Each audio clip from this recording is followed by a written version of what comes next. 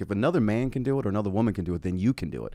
It's all in your head, all this stuff. You're buying into, the loser, high school dropout, all this stuff. Yeah. That's you.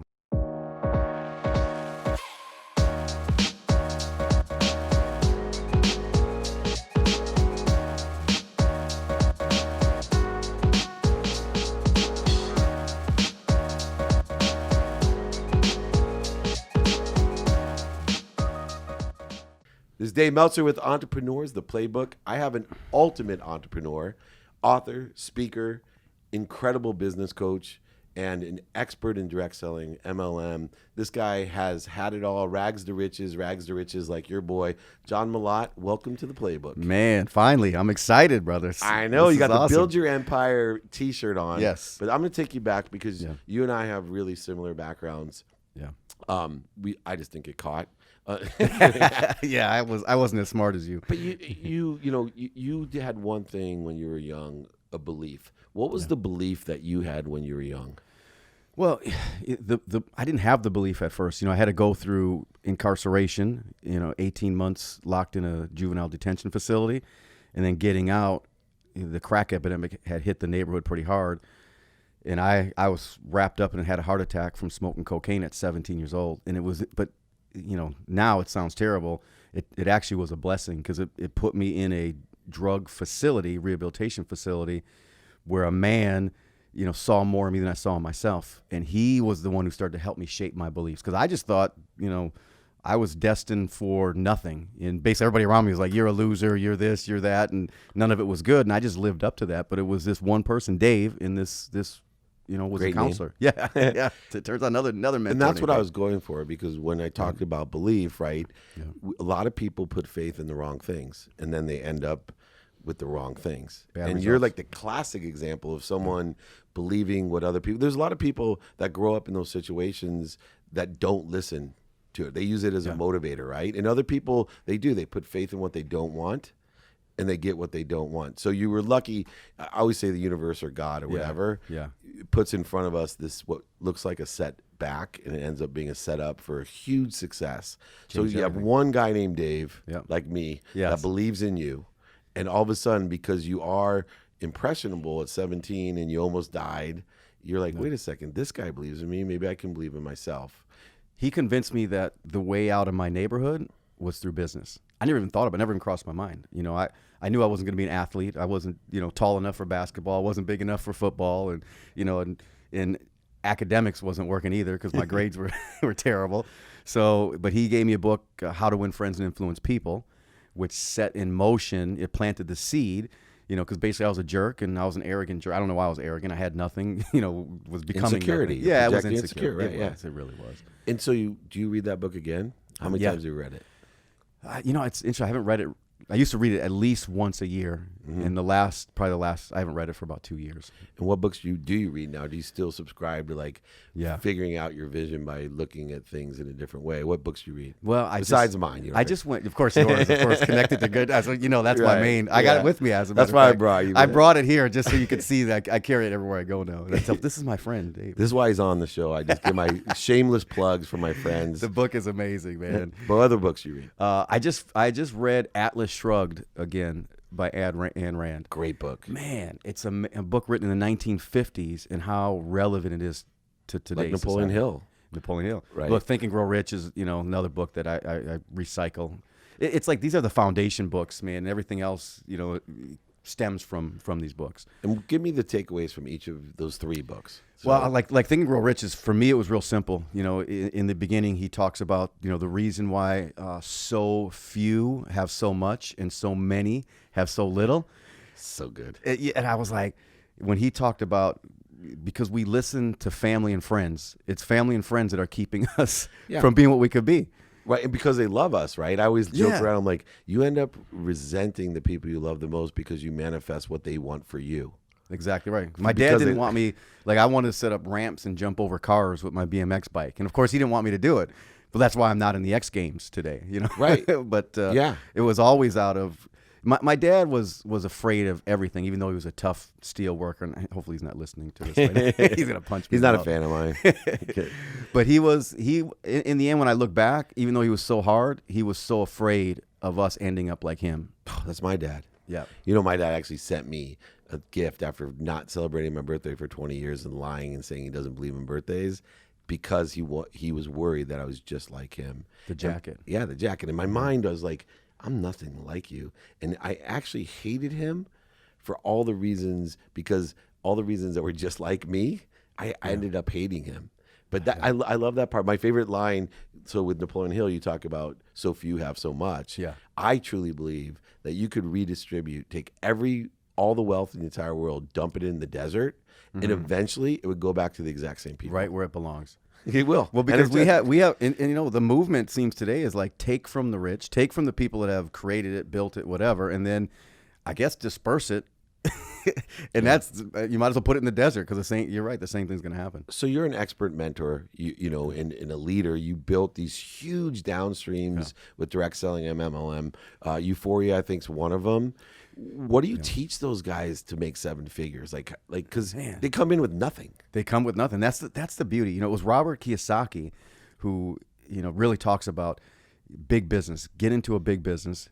Network marketing is a big business. You know, we had 323,000 distributors in our last company. That's a big business by any measure. Yeah. You know what I mean? It was in 8 countries. We were doing our team was doing over $220 million a year.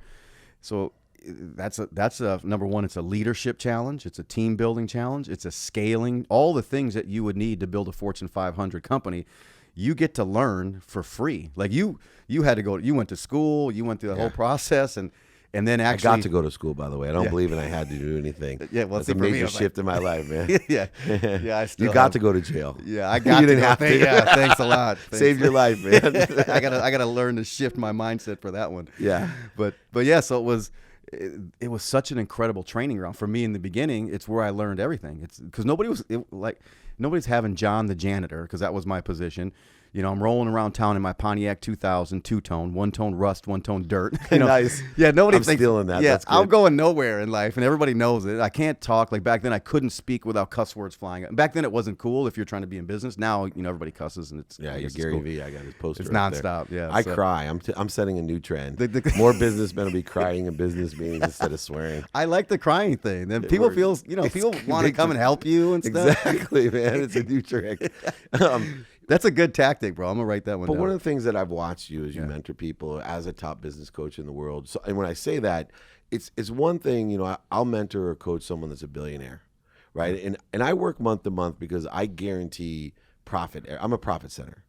Yeah. But it gets difficult when you take people that have nothing and allow them to become millionaires. In fact, you know, when I help the younger, I tell them both ways. I said, look, man, I'll guarantee I'm a profit center. I might not charge you even, but when you start making money, I'm going to charge you. Right. And I'll continue to be a profit center. Yeah. It was, you know, the first Dave in your life, that belief, is that at the core of what you're doing with these people? Because it seems like to me, you like have instilled so much belief. When I meet your posse, you know, in that queue, they're like, John Malott changed my life. John Malott, he believes in me. What technique do you use for that? Man, you know, it's only because it happened to me. So it wasn't like it was a technique that it just sort of happened. I have such a affinity for the underdog, you know, for the downtrodden, for the people. And unfortunately, it's like, people call me now, like, my son is at the crack house right now. Can you talk to him? I'm like, no, I can't. I'm not going back to the crack house. Right. But it's always like, or he's in prison. So it's a little bit of a challenge. I want to be able to help everybody, but you at least got to get out of prison. You got to at least leave the crack house.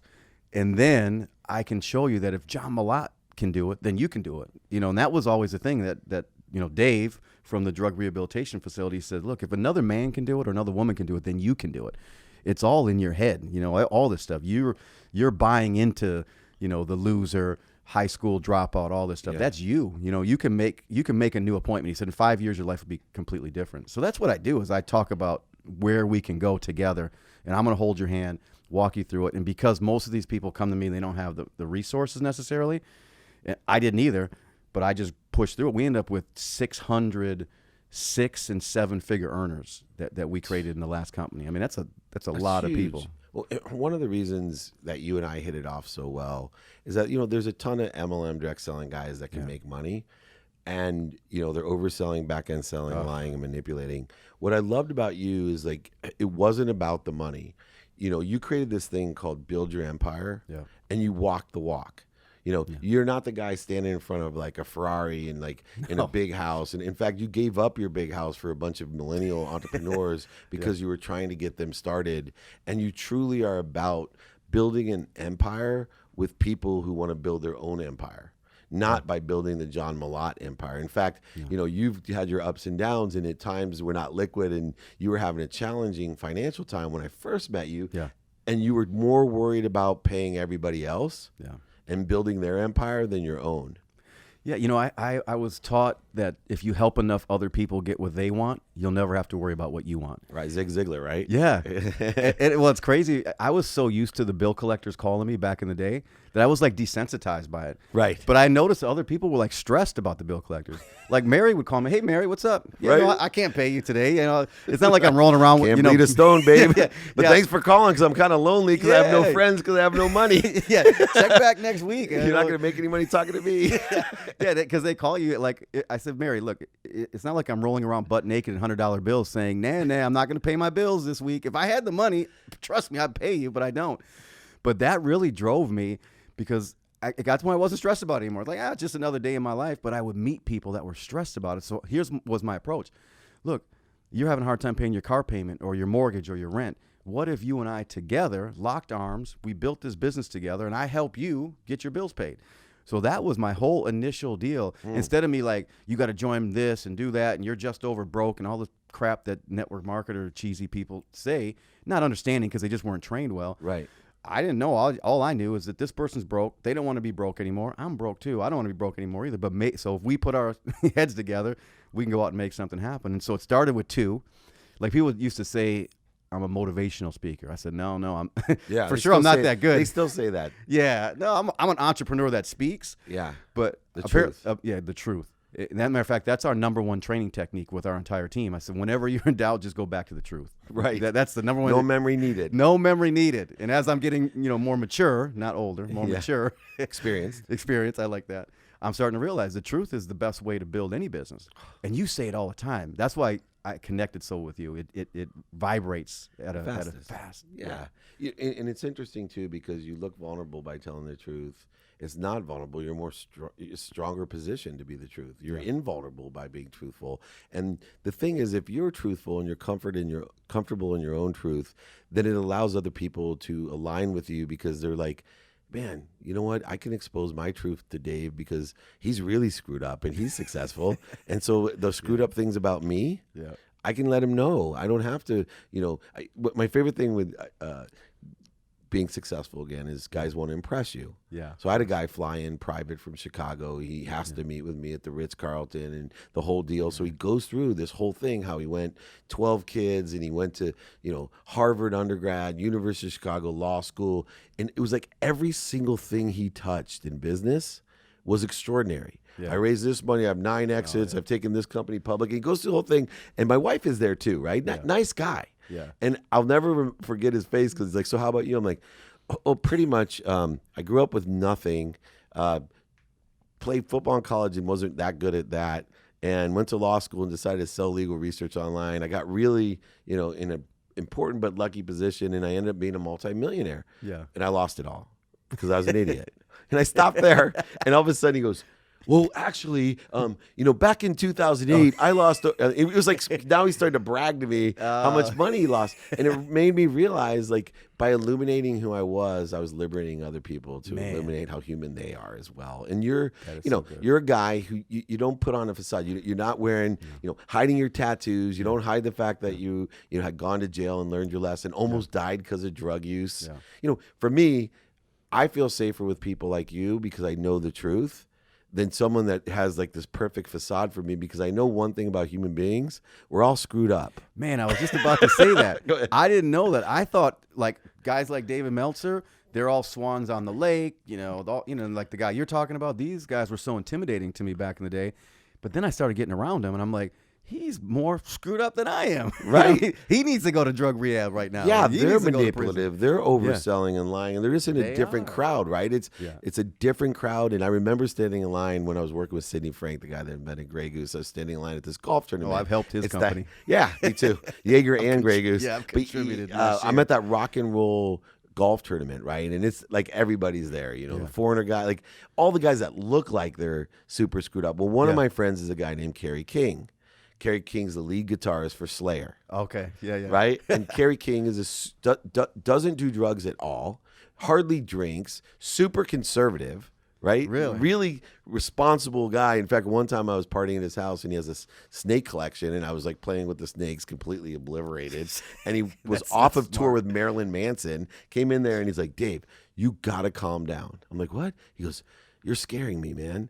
And I'm like, he's on tour with Marilyn Manson. This is like I got to calm down.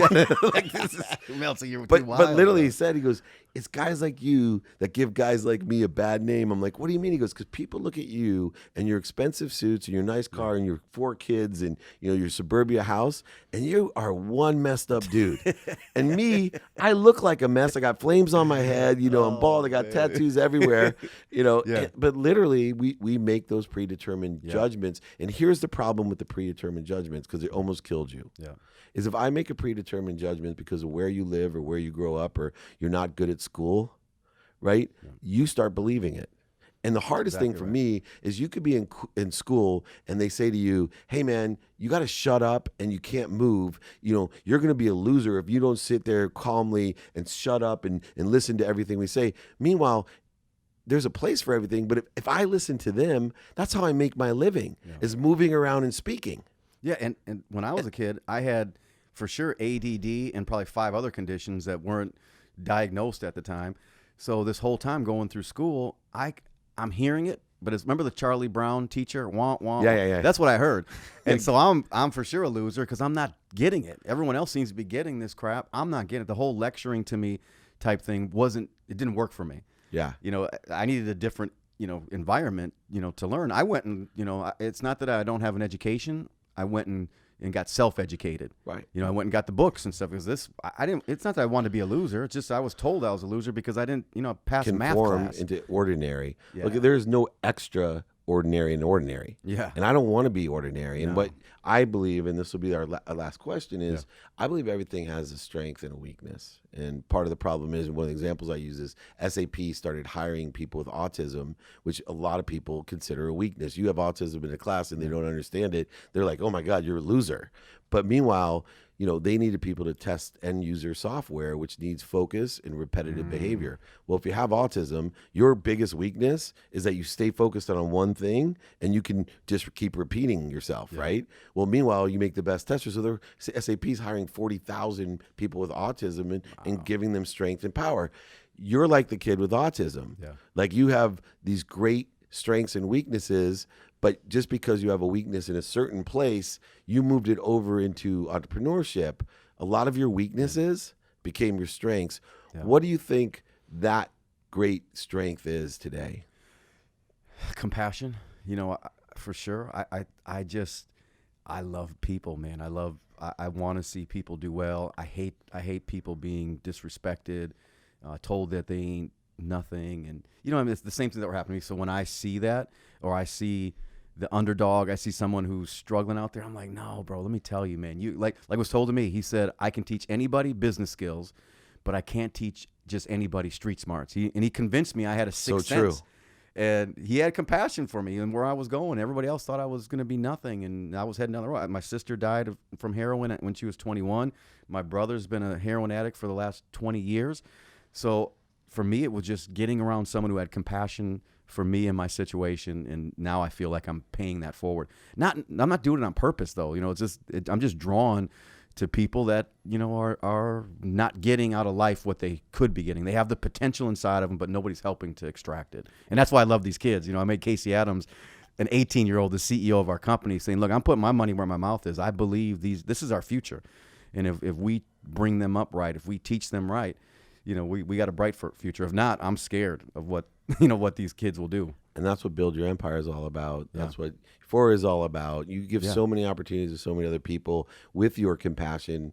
I always tell people you can't give what you don't have. Yeah. And, I just want to give a big shout out and thank you to the other Dave, the one that gave you belief in yourself. Because once you have belief in yourself, you could give belief to others. Once you learn to love yourself, you could love others. Once you learn to forgive yourself, you could forgive others. And it's one of the reasons that you and I are, really good friends and business partners, and why you are one of the best mentors that I know. You have changed more lives than most people that I know. A terrific businessman and entrepreneur. And if anyone hasn't checked out John Malott, you're making a big mistake. Just go to Build Your Empire. It's a great place. Or go to any one of the MLMs that he consults with. Go to one of his speeches around the world. And if you need an extraordinary business coach, go to him. You'll exponentially get what you need. Which I wish I could say about everyone in the world, how you've elevated others to elevate yourself. So thanks for coming on the Playbook, my friend. I appreciate your mentorship, man. It's awesome. This is Dave Meltzer, John Malott with Entrepreneurs, the Playbook.